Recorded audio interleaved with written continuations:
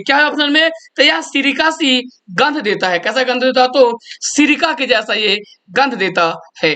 आगे से question number 3 में, क्वेश्चन नंबर 3 है कि एल्कोहल में, किसमें, एल्कोहल में उबली पत्ती पर आयोडीन विलयन की कुछ बूंद डालने पर पत्ती का जो रंग होता है वो हो जाता है, मतलब किस तरीके का उसका रंग हो जाता है। तो चलिए ऑप्शन भाई देखते हैं।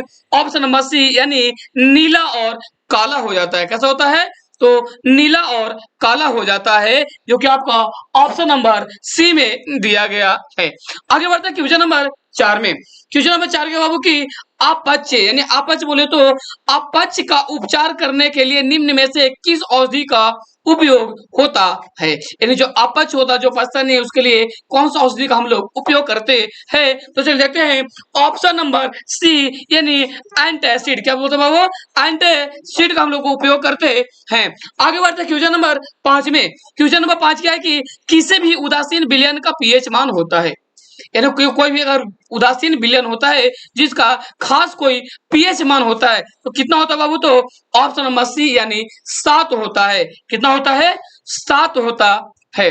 आगे बढ़ते हैं क्वेश्चन नंबर 6 में। क्वेश्चन नंबर 6 क्या है कि निम्नांकित बोल सकते हैं, निम्नलिखित बोल सकते हैं कि निम्नांकित में से कौन लवण है। पहचानना ये है कि जो आपका सामने चार ऑप्शन दिया गया है कि लवण इसमें कौन है। तो चलिए ऑप्शन वाइज इसमें देख सकते हैं कि कौन सा इसका लवण है। तो देखिए कौन सा होगा, राइट आंसर होगा ऑप्शन नंबर सी।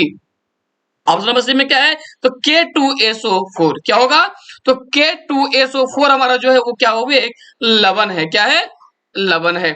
अगला है क्वेश्चन नंबर 7 में। क्वेश्चन नंबर 7 क्या है कि किसी लाल, किसमें, तो किसी लाल तप्त आयरन पर जलवाष्प प्रभावित करने पर कौन सा यौगिक प्राप्त होता है। तो चलिए देखते हैं कि लाल तप्त आयरन पर जलवाष्प प्रभावित करते हैं तो कौन सा यौगिक इसमें हमारा प्राप्त होता है। तो देखिए कौन सा होगा, ऑप्शन नंबर सी यानी Fe क्या है, Fe3O4। कौन सा, Fe3O4 होगा।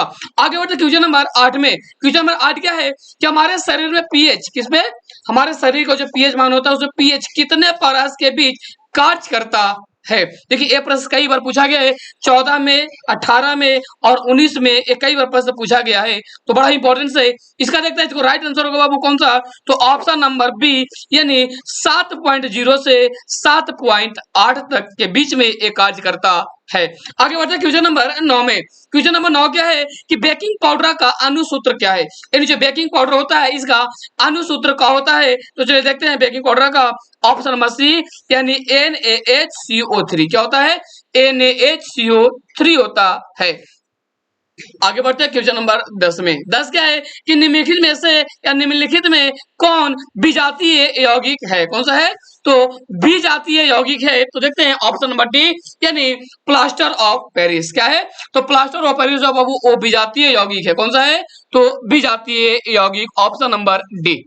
आगे बढ़ते हैं क्वेश्चन नंबर 11 में। क्वेश्चन नंबर 11 क्या है कि निम्नलिखित में से, जो आपके सामने प्रश्न है कि निम्नलिखित में से पीएच का कौन सा मान क्षारक विलयन का मान देता है। तो चलिए देखते हैं इसका कि क्षारक विलयन का मान कौन देता है। तो ऑप्शन नंबर डी यानी 13 होता है। यानी मान कितना होता है, तो 13 होता है। आगे बढ़ते हैं क्वेश्चन नंबर 13 में।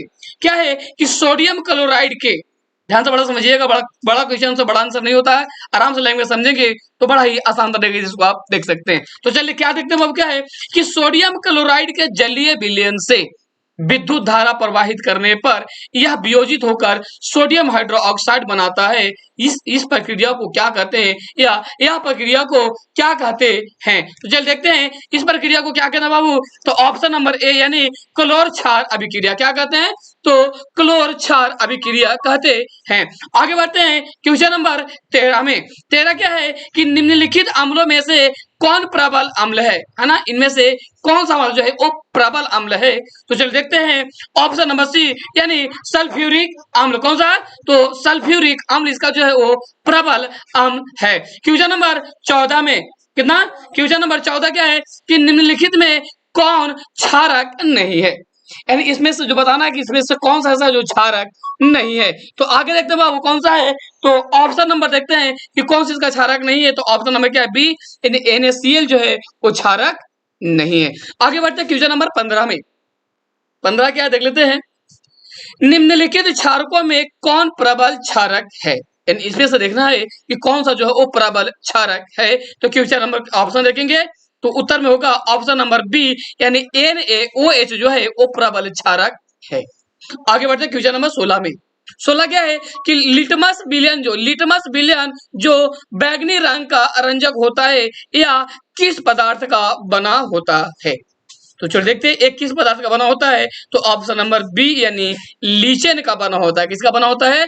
ऑप्शन नंबर बी, यानी लीचेन का बना होता है। आगे बढ़ते हैं क्वेश्चन नंबर 17 में। 17 क्या है कि निम्नलिखित में से कौन सूचक की तरह इस्तेमाल नहीं किया जा सकता है? यानी सूचक की जैसा हम किसको इस्तेमाल नहीं कर सकते हैं? तो ऑप्शन नंबर डी, यानी मूली को हम सूचक के जैसा उपयोग नहीं कर सकते हैं। आगे हमारे क्वेश्चन नंबर 18 में। क्वेश्चन नंबर 18 क्या है कि निम्नलिखित में से कौन गंधीय सूचक नहीं है? क्या बोला है बाबू कि कौन ऐसा है जो गंधीय सूचक नहीं है? तो चलिए देखते हैं ऑप्शन वाइज का। ऑप्शन नंबर सी, यानी शकरकंद। क्या बोलते हैं उसको? शकरकंद जो हमारा हो जो गंधीय सूचक नहीं होता है। आगे बढ़ते हैं क्वेश्चन नंबर 19 में। क्वेश्चन नंबर 19 क्या है कि निम्नलिखित में से कौन, पूछ रहा है कि निम्नलिखित में से कौन द्विक्षारकीय अम्ल है, यानी द्विक्षारकीय अम्ल है? तो देखते हैं ऑप्शन नंबर डी, यानी H2SO4। कौन सा? H2SO4 जो हमारा है वो द्विकीय अम्ल है। आगे बढ़ते हैं क्वेश्चन नंबर 20 में। क्या है कि पोटास अम्ल क्या है? जो पोटास एसिड होता है, अम्ल होता है, तो लिखा हुआ पसार अम्ल होते हैं। कैसा होता है वो? तो ऑप्शन नंबर डी, यानी एक द्विक लवण होता है। कैसा होता है? एक द्विक लवण होता है। अगला क्या है 21 नंबर में कि एसिटिक अम्ल का, किसका? एसिटिक अम्ल एक दुर्बल अम्ल है। क्यों है? देखते हैं क्योंकि एक कम आयनित होते हैं, यानी ऑप्शन नंबर सी। ये दुर्बल अम्ल क्यों है? क्योंकि ये आयन में कम आयन होता है, इसलिए हमारा कैसा होता है? ये दुर्बल अम्ल होता है। आगे देखते हैं क्वेश्चन नंबर 22 में। क्वेश्चन नंबर 22 क्या है कि निम्नलिखित में सबसे प्रबल लवण कौन है? यानी सबसे जो प्रबल लवण होता है इसमें वो कौन है? तो देखते हैं ऑप्शन नंबर ए, यानी NaCl। कौन सा? NaCl। आगे बढ़ते हैं क्वेश्चन नंबर 23 में। क्वेश्चन नंबर 23 क्या बाबू कि दांतों को साफ करने के लिए, यानी दांत को हम लोग जो साफ करते हैं, तो दांत को साफ करने के लिए दांत मंजन, जिसको टूथपेस्ट बोलते हैं, प्राय होता है। यानी किसका बना होता है? उसमें क्या पाया जाता है? तो यानी क्या पाया जाता है बाबू? तो क्षार पाया जाता है। कैसा होता है वो? क्षारीय होता है हमारा टूथपेस्ट, यानी ब्रश मंजन। आगे बढ़ते हैं क्वेश्चन नंबर 24 में।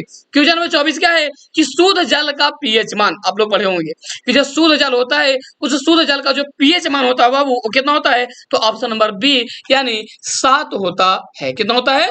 तो 7 होता है। आगे बढ़ेंगे क्वेश्चन नंबर 25 में। क्वेश्चन नंबर 25 क्या है कि जब CO2, किसको? CO2 गैस को पानी में घोला जाता है तो विलापन का पीएच मान होता है। यानी जिसको हम गर्म पानी में घोलते हैं तो इसका विलापन का जो पीएच मान होता है वो कितना होता है? तो देखते हैं ऑप्शन नंबर सी, यानी 7 से कम होता है। कितना होता है? तो 7 से कम होता है। आगे बढ़ते हैं क्वेश्चन नंबर 26 में। 26 का प्रश्न क्या है कि निम्न में से कौन से धातु ठंडे जल से अभिक्रिया कर धातु के क्या बनाता है? तो धातु के हाइड्रो ऑक्साइड बनाएंगे। यानी हाइड्रोक्साइड बनाने में कौन सा काम आता है? तो देखते हैं ऑप्शन नंबर ए, सोडियम एवं पोटेशियम। कौन सा? तो सोडियम एवं पोटेशियम। आगे बढ़ते हैं 27 नंबर। तो 27 नंबर में क्या वो इसमें से देखते हैं कि निम्नलिखित में किस विलयन का उपयोग दीवारों की सफेदी करने के लिए किया जाता है? किसमें? तो दीवारों को सफेदी करने के लिए किया जाता है। तो देखते हैं ऑप्शन नंबर बी, यानी CaOH होल्ड बाई 2, यानी बोल सकते हैं CaOH2 को हम लोग चुना दीवारों को सफेदी करने में इसका हम लोग उपयोग करते हैं। आगे बढ़ते हैं 28 नंबर में। कितना नंबर बाबू? तो 28 नंबर में क्या है? तो 28 नंबर का प्रश्न है कि निम्नलिखित में से कौन सा बुझा हुआ चूना है? कौन सा है? तो कौन सा बुझा हुआ चूना है? तो देखते हैं ऑप्शन नंबर बी, यानी CaOH2। कौन सा है? तो CaOH2 जो हमारा है वो बुझा हुआ चूना है। आगे बढ़ते हैं क्वेश्चन नंबर 29 में। 29 क्या है कि लवण आपके सामने दिया गया जिसका नाम क्या है? तो Na2CO3। यानी Na2CO3 का जलीय विलयन का पीएच मान है। इसका जलीय विलयन का पीएच मान कितना होता है? तो 7 से अधिक होता है, यानी option number B. Question number 30 में। 30 क्या बाबू कि एसिटिक अम्ल का आयुपीएसी नाम, यानी एसिटिक अम्ल का जो आयुपीएसी नाम होता है वो क्या होता है, तो ऑप्शन नंबर ए यानी क्या होता है, तो एथेनॉइक अम्ल होता है। कौन सा होता है, तो एथेनॉइक अम्ल होता है। आगे बढ़ते हैं क्वेश्चन नंबर 31 में। 31 क्या है कि निम्नलिखित में से कौन सा आयन लाल लिटमस को नीला कर देता है, यानी लाल लिटमस को जो नीला कर देता है वो कौन सा आयन होता है, प्लस को होता है या माइनस को होता है, तो देखते हैं ऑप्शन नंबर बी यानी OH माइनस। कौन सा होता है, OH माइनस होता है जो लाल लिटमस को कैसा कर देता है, वो तो नीला कर देता है। आगे बढ़ते हैं क्वेश्चन नंबर 32 में। 32 क्या है कि कोई बिलियन क्या है, कोई एक बिलियन नीले लिटमस पत्र को लाल कर देता है, इसका पीएच मान संभवतः होगा, यानी कितना होगा, तो चलिए देखते हैं ऑप्शन नंबर ए यानी 5 होगा। कितना होगा, 5 होगा। चलिए बीच बीच में आप लोग भी कमेंट करके बताते चलिएगा, है ना। आगे बढ़ते हैं क्वेश्चन नंबर 33 में। 33 क्या है कि ऑक्सैलिक अम्ल कैसा है, ऑक्सैलिक अम्ल का प्राकृतिक स्रोत निम्नलिखित में कौन है। चलिए तो देखते हैं इसका कि ऑक्सैलिक अम्ल का जो प्राकृतिक स्रोत होता है वो कौन होता है, तो ऑप्शन नंबर बी यानी टमाटर। कौन सा होता है, तो बी ऑप्शन नंबर बी यानी टमाटर होता है। आगे बढ़ते हैं क्वेश्चन नंबर 34 में। क्वेश्चन नंबर 34 क्या है कि एक छात्र जांच प्रश्नावली के लिए, यानी प्रश्नावली की जो जांच करने के लिए जो प्रश्नावली लिया जाता है, वो एक छात्र जांच प्रश्नावली में लिए गए सोडियम क्या है, सोडियम बाइकार्बोनेट, यानी सोडियम बाइकार्बोनेट के तनु विलयन में क्या है, तो सार्वभौम सूचक की कुछ बूंद मिलाता है, तो निम्नलिखित में कौन सा रंग दिखेगा, यानी उसे जब प्रश्नावली में मिलाएगा सोडियम बाइकार्बोनेट तनु विलयन में क्या मिलाएगा, तो सार्वभौम सूचक की कुछ बूंद उसे मिलाता है, तो इसका कौन सा रंग देखने को मिलता है, तो चलिए देखते हैं ऑप्शन नंबर ए यानी कैसा हो जाता है वो, तो नीला में बदल जाता है, यानी नीला हो जाता है। आगे बढ़ते क्वेश्चन नंबर 35 में। तो 35 क्या है कि एक जांच प्रश्नावली में लिए गए विलयन में एक लोहे की कील को डुबाया जाता है, नहीं कांटी होता है उसको भी वो देख सकते हैं, डुबाया जाता है, डुबाया गया तो आधे घंटे के बाद यह देखा गया कि विलयन का जो रंग होता है वो परिवर्तित हो चुका है, तो उस जांच प्रश्नावली में विलयन था, यानी कौन सा विलयन था जो उसको डालने पर उसका रंग क्या होता है, तो बदल जाता है। तो चलिए देखते हैं बाबू कौन सा होता है, तो ऑप्शन नंबर बी यानी CuSO4 होता है। कौन सा होता है, तो CuSO4 होता है। आगे बढ़ते हैं क्वेश्चन नंबर 36 में।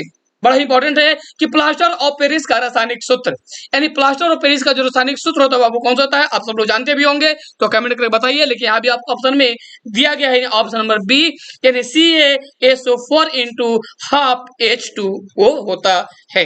आगे बढ़ते हैं क्वेश्चन नंबर 37 में। 37 क्या है कि लिटमस विलयन जब ना तो अम्लीय होता है और न ही क्षारीय, तब किस रंग का होता है, यानी नहीं तो अम्लीय होता है और नहीं क्षारीय होता है, तो यह किस रंग का होता है, तो चलिए देखते हैं कौन सा होगा, तो ऑप्शन नंबर सी यानी बैंगनी होता है। कैसा होता है, बैंगनी होता है, इसलिए वो ऐसा दिखता नहीं है। आगे बढ़ते हैं क्वेश्चन नंबर 38 में। 38 क्या है कि कुछ ऐसे पदार्थ होते हैं जिनकी गंध अम्लीय या क्षारीय माध्यम में बदल जाता है, इसे हम क्या कहते हैं, तो चलिए क्या कहते हैं बाबू, तो ऑप्शन नंबर बी यानी गंधीय सूचक कहते हैं। क्या कहते हैं इसको, गंधीय सूचक कहते हैं।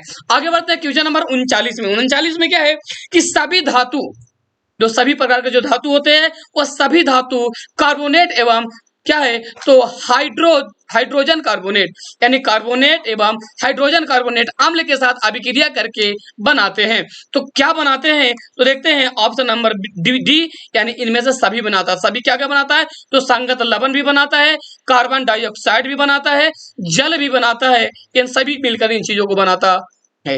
यानी इस प्रश्न का इसका लास्ट क्वेश्चन क्या बाबू, चलिए स्लाइड का इसका लास्ट है 40वां नंबर का कि सभी अम्लों में पाया जाता है, यानी सभी अम्लों में क्या पाया जाता है, तो चलिए देखते हैं ऑप्शन नंबर बी यानी हाइड्रोजन, यानी सभी अम्लों में देखेंगे तो क्या पाया जाता है, तो हाइड्रोजन पाया जाता है। चलिए इसका प्रश्न का आपका यहीं तक आपका एंड होता है। बाकी के लिए आपको मिलेंगे अगले वीडियो में, जो कि अगले पर आपके वीडियो में आपको चैप्टर नंबर 3 का बात करेंगे। जब तक आप इसको देखिए, स्वस्थ रहिए, मस्त रहिए, अच्छे से पढ़िए।